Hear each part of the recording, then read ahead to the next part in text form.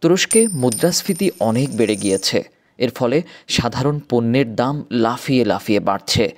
এছাড়াও তুর্কি লিরার মূল্য পতন। স্থানীয় মুদ্রার ক্রমাগত পতন রোধ করার জন্য কেন্দ্রীয় ব্যাংক উচ্চ সুদের হার প্রয়োগ করেছে। বর্তমানে তুরস্কে সুদের হার প্রায় 40% ছাড়িয়ে গিয়েছে।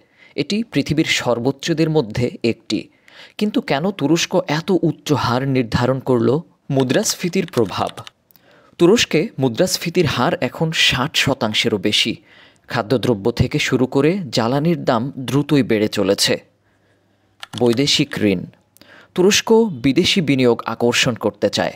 উচ্চ সুদের হার বিনিয়োগকারীদের আকৃষ্ট করার একটি গুরুত্বপূর্ণ উপায় এটি। কেন্দ্রীয় ব্যাংকের নীতি।